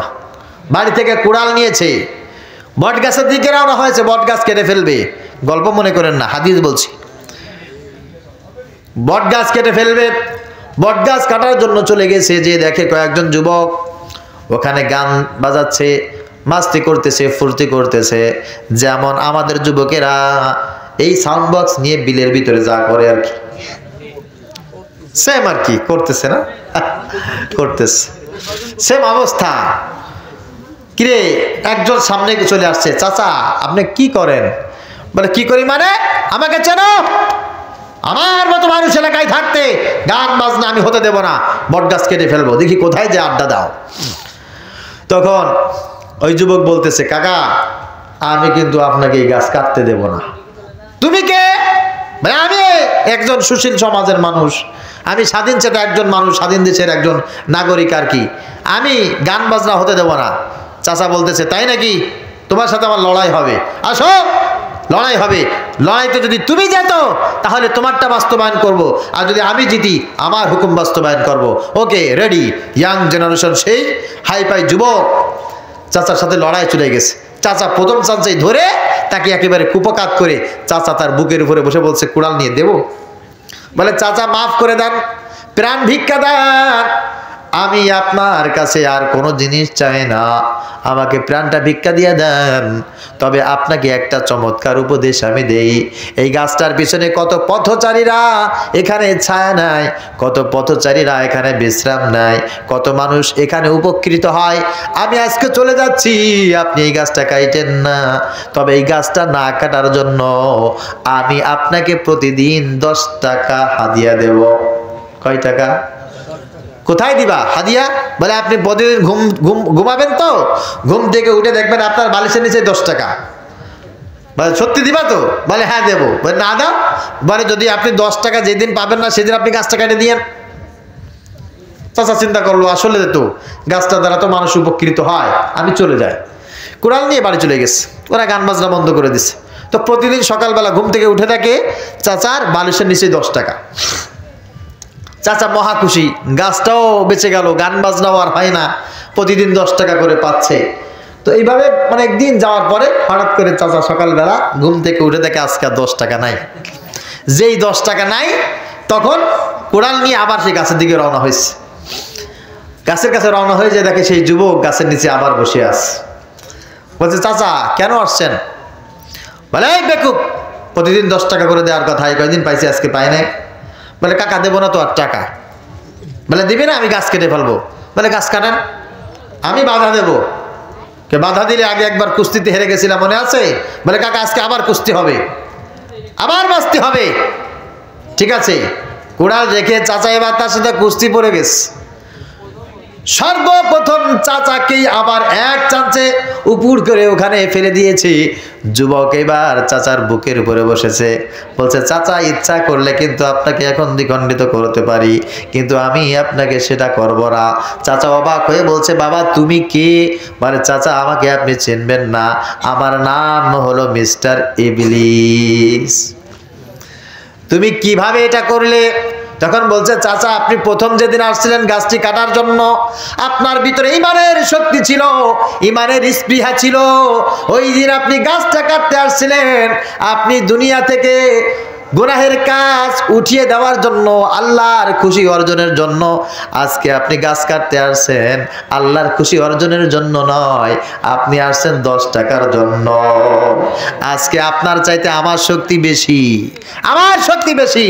এই জন্য অনেক মানুষ আছে, দেখবেন অনেক মানুষ আছে ভালো কাজ করে বটে, গুনাহ থেকে মানুষকে বাঁচিয়ে থাকার জন্য, বাঁচিয়ে রাখার জন্য চেষ্টা করে বটে, তবে নিজে সেলিব্রিটি হওয়ার জন্য।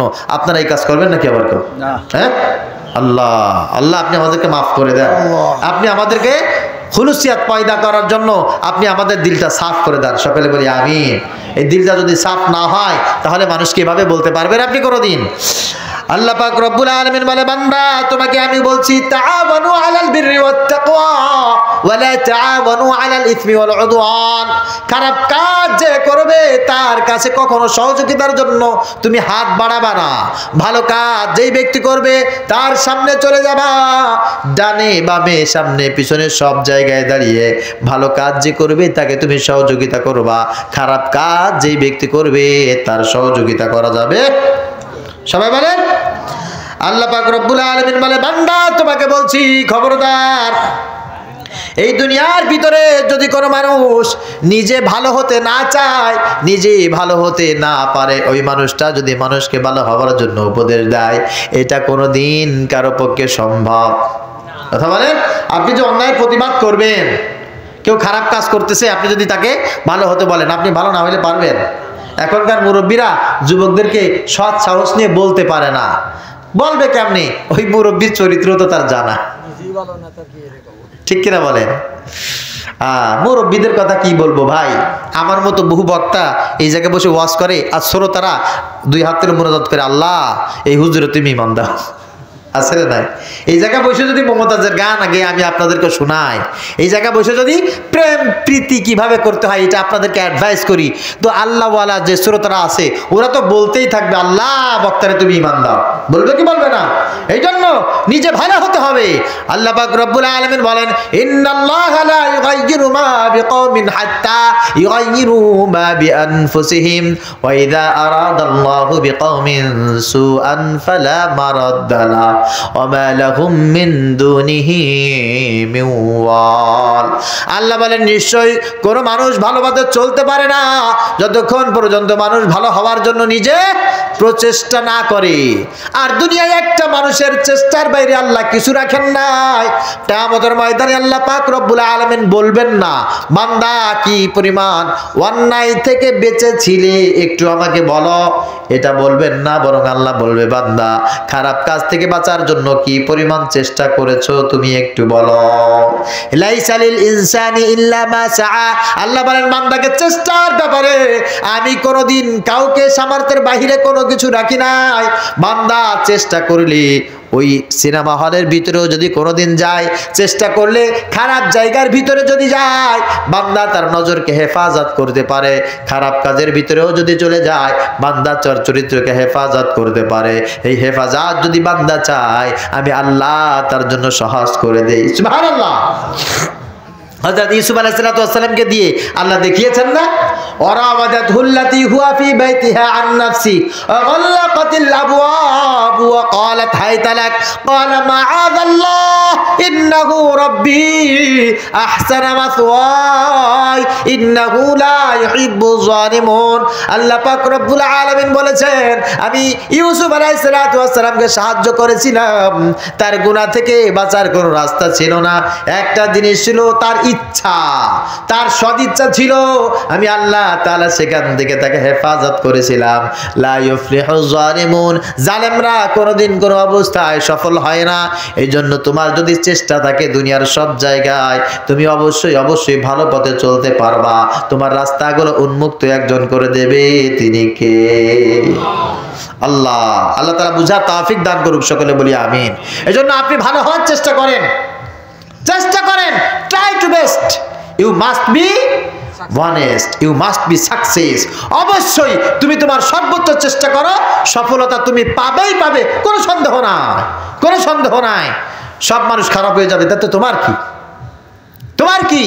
মানে সবাই এখন একটু 31st নাইট উদযাপন করে, আমি একটু করলে সমস্যা কি? বা আমি না করে পারি, কেন পারবে না? কেন পারবে না? Why not? কেন পারবে না? পারতে হবে তোমাকে। চেষ্টা করো, আল্লাহ পাক রব্বুল আলামিন তোমাকে ওখান থেকে অবশ্যই অবশ্যই ফিরিয়ে আনবেন। আল্লাহ পাক রব্বুল আলামিন বলছে, বান্দা তোমার জন্য আমি বলছি খবরদার, নিজেকে কোন অবস্থায় তুমি দুর্বল করবে না। নিজেকে যদি তুমি দুর্বল করো তাহলে তোমাকে ইবলিস শয়তান একেবারে পেয়ে বসবে।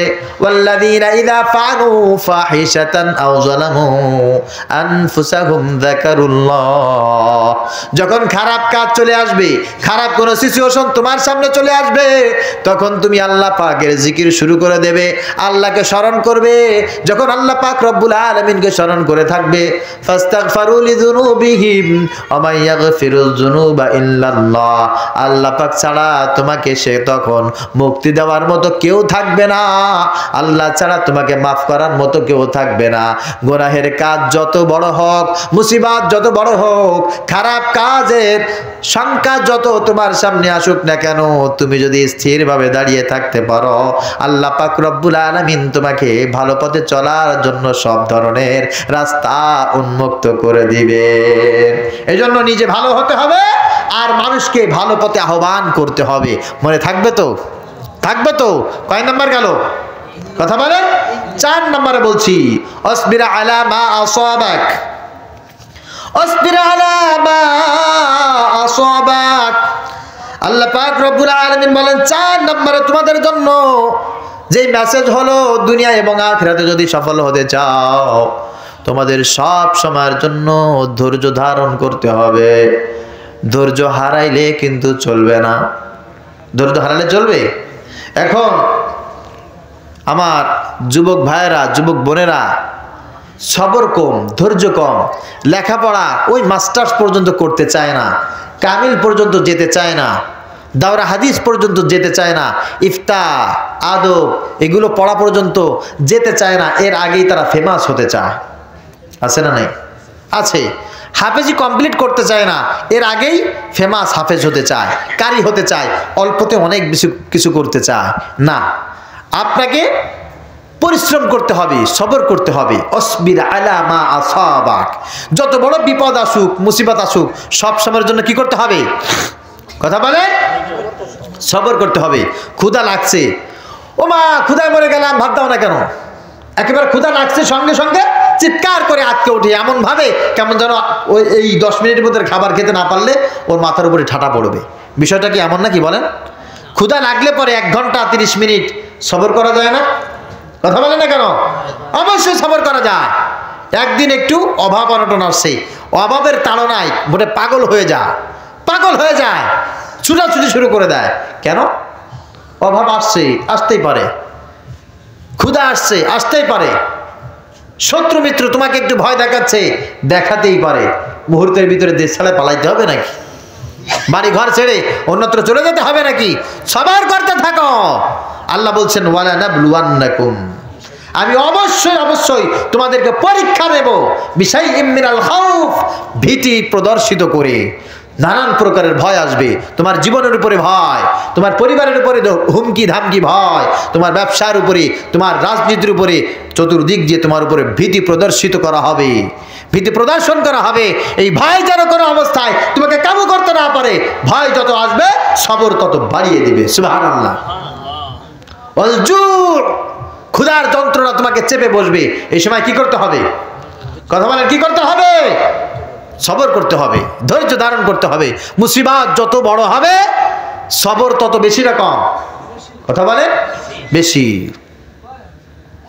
ওয়ানাকসিম মিনাল আমওয়াল, ওয়ানাকসিম মিনাল আমওয়াল। অনেক যুবকরা বর্তমানে দেখবেন চাকরি চলে যায় বলে আত্মহত্যা করে, ব্যবসা বাণিজ্য খারাপ যায়, ঋণের বোঝা মাথার উপরে, এই জন্য আত্মহত্যা করে। মাঝে মাঝে এরকম শোনা যায় কি যায় না? সবাই বলেন। ঘেরের ভিতরে পানিতে বিষ দিয়ে দিছে, এই শুনে আত্মহত্যা করে। বিশাল বড় বিজনেস ফ্যাক্টরি আগুন ধরে গেছে, নষ্ট হয়ে গেছে, ধৈর্য হারায় ফেলছে, এই জন্য স্ট্রোক করে মারা যায়। না, এতটুকু ধৈর্য হারাইলে চলবে না। একটা জিনিস তোমার মনে রাখতে হবে যে আল্লাহ তাআলা তোমাকে তোমার থেকে নিয়ে গেছেন, ওই আল্লাহ তাআলা চাইলে যে কোনো সময় তোমাকে দিতে পারে। ধৈর্য শিখতে হবে। একটা জিনিস উদাহরণ আপনাদেরকে দেই। লোহা আছে না? এটা যখন আগুনে পোড়ানো হয় লোহার চরিত্র চেঞ্জ হয়ে যায়, লোহা গলে গলে পানির মতো টপ টপ টপ টপ করে পড়তে থাকে।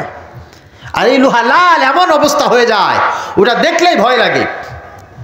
তো যেই লোহা এখন আগুনের তাপে লাল হয়ে গলে গলে পড়ছে, অনেক বেশি লাল টকটক হয়ে গেছে, এইটা দেখে এইটা মনে করার কোনো কারণ নাই যে এই লোহাকে জীবনে কোনোদিন তুমি আর ধরতে পারবে না। বরং এই লোহা একটু পরে যখন ঠান্ডা হয়ে যাবে, সময়ের পরিবর্তে যখন এটা ঠান্ডা হয়ে যাবে, দেখবে এই লোহা তোমার হাতের মুঠোর ভিতরে থাকবে, ঠিক কিনা? ইটের ভাটায় যখন আগুন জ্বলে, ওই ভাটার উপরে দাঁড়িয়ে দাঁড়িয়ে কর্মচারীরা ভিতরে কয়লা দেয়, তাকাইলে ইট দেখা যায় নাকি আগুন দেখা যায়? সব আগুন দেখা যায়, মাটি আর মাটি থাকে না, সব লাল আগুন হয়ে গেছে। এর মানে কি? এর মানে হচ্ছে ওখানে এখন যাওয়া যাবে না, কিন্তু একটু পরে ঠিকই যাওয়া যাবে। আগুন যখন নিভে যাবে, এর তেজ যখন নষ্ট হয়ে যাবে, ঠিকই এই ইটগুলি দিয়ে আমরা বিল্ডিং নির্মাণ করব, রাস্তা নির্মাণ করব, আমরা ব্যবহার করব। এটাই হচ্ছে সবরের সবচাইতে উত্তম শিক্ষা। পৃথিবীতে কোনো বিপদ মুসিবত স্থায়ী হয় না। বিপদ আপদ মুসিবত আসছে বলে একেবারে সব ধৈর্য হারা হবা, এইরকম হবা না। ওয়াল আনফুসি ওয়াস সামারাত, আল্লাহ বলছেন তোমাকে বিপদ দিয়ে মুসিবত দিয়ে যেমন ভাবে আমি আল্লাহ তাআলা পরীক্ষা নেই, তোমার জীবনের উপরে অনেক সময় হুমকি আসবে, এটাও তোমার জন্য একটা পরীক্ষা। ওয়াস সামারাত, তোমার যেই গবাদি পশু আছে, তোমার মাছের ঘের আছে, বিশাল বড় ফ্যাক্টরি আছে, তোমার জমি আছে, চাষাবাদ আছে, হঠাৎ করে এক বছর ফসল হবে না, ফসল সব ভাইরাসে নষ্ট হয়ে যাবে, এটাও তোমার জন্য পরীক্ষা। এই মুসিবত যত আসবে তত তোমার সবর করতে হবে। আমার তো কিছু ছিল না, আল্লাহ পাক আমাকে দিয়েছেন। আর যদি কোনো মানুষই সবর করতে পারে, এতগুলো পরীক্ষার সম্মুখীন অবস্থায় ওই ব্যক্তি যদি ধৈর্য ধারণ করতে পারে, আল্লাহ পাক রব্বুল আলামিন বলেন অবাশশিরিস সাবিরিন, হে নবী আপনি ওই সমস্ত মানুষদেরকে শুভ সংবাদ দিয়ে দেন, দুনিয়ায় সামান্য একটা জিনিস হারিয়েছে, সামান্য কিছু টাকা পয়সা বিধি প্রদর্শন এইগুলো হারিয়েছে, এর জন্যই ব্যক্তি বিচলিত হয় নাই, সব সময়ের জন্য সবর করেছে। আমি আল্লাহ তাআলা এমন কিছু জিনিস তাকে দান করব যেটা সে কল্পনাও করতে পারে নাই। অচিরেই এমন কিছু আমি আল্লাহ তাআলা তাকে দেব। এই জন্য আসবির আলা মা আসাবাক, 4 নাম্বার হচ্ছে সবর করতে হবে। যারা আত্মহত্যা করে অনেক কারণে করে, তার ভিতরে সবচাইতে বড় কারণ হচ্ছে এদের ভিতরে সবর নাই। কি নাই? ধৈর্য নাই, সবর নাই, সবর করতে পারে না এরা। সবর করতে থাকো, সবর করতে থাকো, নিশ্চয় আল্লাহ পাক রব্বুল আলামিন তোমার জন্য ওই জিনিসটা রেখেছেন যেটা তুমি কল্পনাও করতে পারবে না। তুমি ভেবেছো এটা তোমার জন্য কল্যাণকর, কিন্তু আল্লাহ পাক রব্বুল আলামিন এর চাইতে হাজার বেশি কল্যাণকর জিনিস তোমার কাছে রেখে দিয়েছে। আর এই সবর আল্লাহর কাছে চাইতে হবে। শুধু শুধু সবরের মালিক হওয়া যায় না, ধৈর্যশীল হওয়া যায় না। আল্লাহর কাছে সবর কি করতে হয় বলেন? আল্লাহ পাক রব্বুল আলামিন বলেন ওয়াস্তাঈনু বিস-সাবরি ওয়াস-সালাহ ইন্নাল্লাহা মা'আস সাবিরিন ওয়া ইন্নাহা লাকাবীরাতুন ইল্লা আলাল খাশিঈন। আল্লাহ তাআলা বলেন নামাজের মাধ্যমে আর ধৈর্যের মাধ্যমে আমি আল্লাহ পাক রব্বুল আলামিনের কাছে সাহায্য প্রার্থনা করো। দুনিয়ার যা কিছু চাইতে হয় নামাজের মাধ্যমে চাও, সবরের মাধ্যমে চাও। আমি আল্লাহ তাআলা এই দুটি জিনিসের মাধ্যমে যে ব্যক্তি আমার কাছে চায় তাদের দোয়া কোনোদিন আমি ফেলনি করি না, তাদেরকে আমি কোনোদিন কিন্তু ফেরত দেই না। সুবহানাল্লাহ। আল্লাহ পাক রব্বুল আলামিন আমাদেরকে আরো বলছেন ফাসবির ইন্না ওয়াদাল্লাহি হক ওয়াস্তাগফির লিযামবিকা ওয়াসাব্বিহ বিহামদি রাব্বিকা বিল আশিয়্যি ওয়াল ইবকার। ফাসবির ইন্না ওয়াদাল্লাহি হক, সবর করো, নিশ্চয় আল্লাহ পাক রব্বুল আলামিন যেই ওয়াদা করেছেন, আল্লাহর ওয়াদা কোনোদিন মিথ্যা হতে পারে নাকি? কথা বলেন। কোনোদিন মিথ্যা হয় না। জালেমের জুলুম কোনোদিন স্থায়ী হয় না। যে জালেম তার অপসারণ ঘটবেই ঘটবে, কোনো সন্দেহ নাই, কোনো সন্দেহ নাই। আপনি চাইলেও ঘটবে, না চাইলেও ঘটবে। আল্লাহ বলছেন এই জন্য জালেমের জুলুম দেখে এটা মনে করো না, ওয়ালা তাহসাবান্নাল্লাহা গাফিলান আম্মা ইয়ামালুজ জালিমুন। আল্লাহ এত বড় জালেম মিথ্যাবাদী, এর কিছু হয় না, আল্লাহ কি তোরে দেখে না? নাউজুবিল্লাহ বলেন। আল্লাহ বলছেন খবরদার এটা মনে করো না যে আমি এই জালেমরা জুলুম করতেছে কিছু দেখি না। আমি এর ব্যাপারে কোনো সিদ্ধান্ত নেই নাই, এটা মনে করো না। ইন্নামা ইউআখিরুহুম লিয়াউমিন তাশখাসু ফীহিল আবসার, আমি একটু সময় নেই, ওকে আর একটু সুযোগ দেই, অচিরেই আমি তার সামনে আমার সব কিছু উন্মুক্ত করে দেব। সেই সময় বুঝতে পারবে কত ধানে কত চাল। এই জন্য প্রিয় ভাইয়ের আমার, আল্লাহ পাক রব্বুল আলামিন আমাদেরকে যে ওয়াদা করেছেন, এই ওয়াদা 100% সত্য। আপনার বুঝে আসলেও সত্য, বুঝে না আসলেও সত্য। কিন্তু খবরদার, খবরদার, আপনি যেন কোনো অবস্থায় সবর থেকে দূরে সরে যেন না। মনে থাকবে তো ইনশাআল্লাহ? অনেকে আবার বলে কি দরকার আছে, পাইছো খেয়ে নাও, পাইছো খেয়ে নাও, আর কবে পাবা, কবে আমার এরকম সুযোগ আসবে। না, এরকম মনে করার কোনো কারণ নাই। একটু সবর করতে থাকো, আস্তে আস্তে খাও, আস্তে আস্তে সামনের দিকে আগাও, দেখবা ভবিষ্যৎ প্রজন্মটা আল্লাহ পাক রব্বুল আলামিন তোমার অনুকূলে সাজিয়ে দেবেন।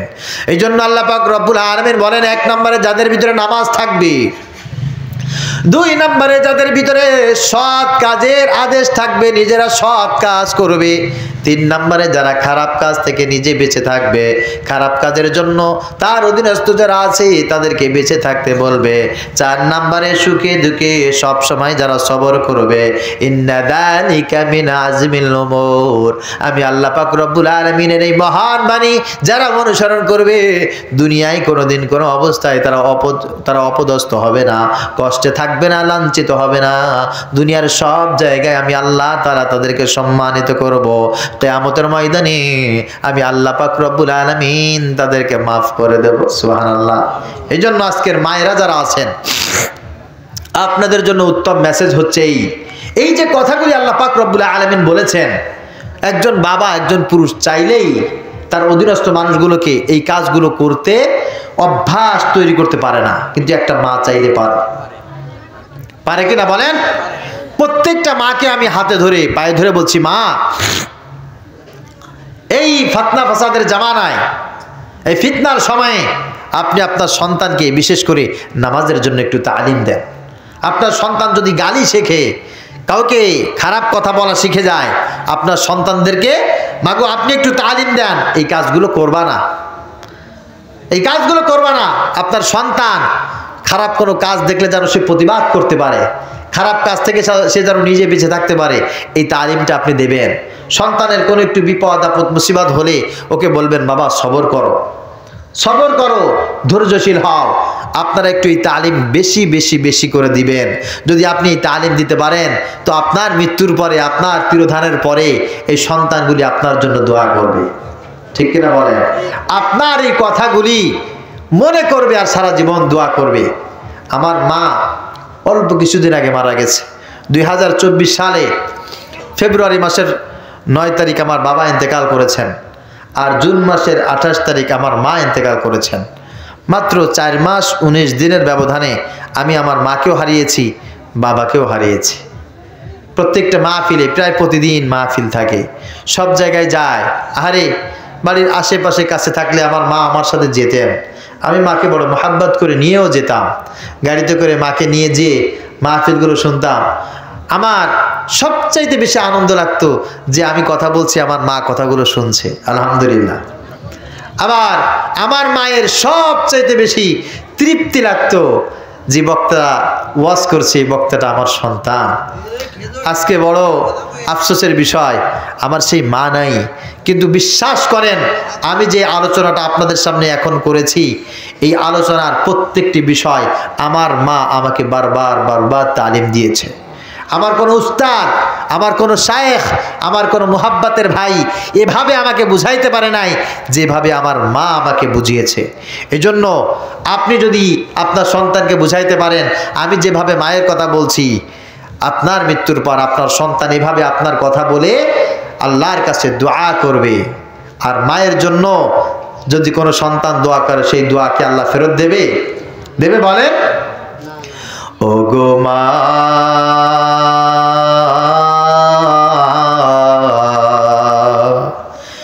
কোন কারণে গেছো তুমি আমাকে পর করে, মায়ার বাঁধন ছিন্ন করে তোমার আপন ঘরে ওগো মা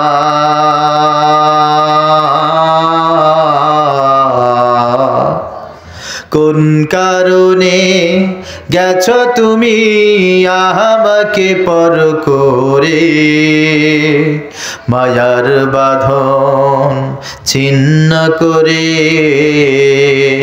তোমার আপন ঘরে ওগো মা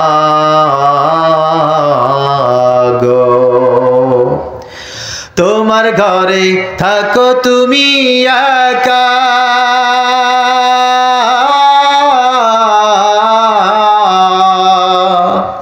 এ জন্মে হবে না আর দেখা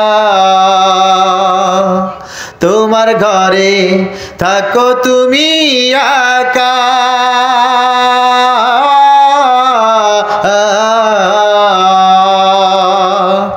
এ জন্মে হবে না আর দেখা পরপারে থেকো কাছে ভুলে যেও না ওগো মা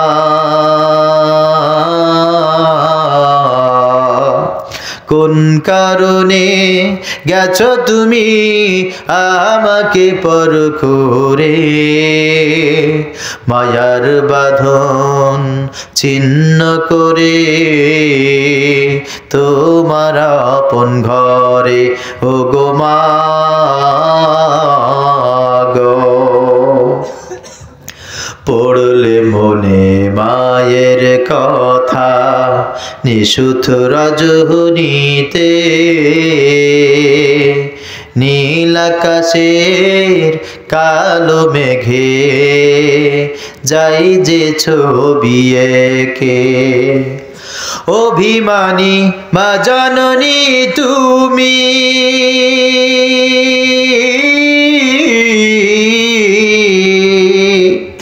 স্মৃতি হয়ে আজ হৃদয় ঘুমি অভিমানী মা জননী তুমি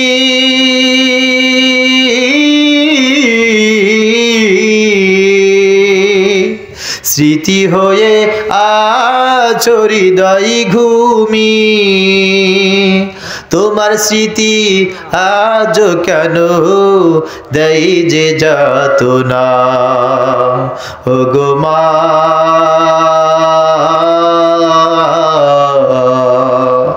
কোন কারণে গেছো তুমি আমাকে পর করে মায়ার বাঁধন ছিন্ন করে তোমার আপন ঘরে ওগো মা গো আল্লাহ পাক রব্বুল আলামিন আমার মা সহ আমরা যারা এখানে উপস্থিত সকলের মা যাদের ইন্তেকাল করেছে সবাইকে মাফ করে দিক মা বাবা সবাইকে জান্নাতুল ফেরদৌসের মেহমান করে দিক খাস করে আয়োজনের সাথে যারা সম্পৃক্ত তাদের প্রত্যেকের পিতৃকুলের মাতৃকুলের শ্বশুরায়ের যারা ইন্তেকাল করেছে সবাইকে মাফ করে দিক যে মা বাবা জীবিত আছে প্রত্যেককে আল্লাহ পাক সিহাতে কামেল আজরা নসিব করুক সকলে পড়ি আল্লাহুম্মা আমিন।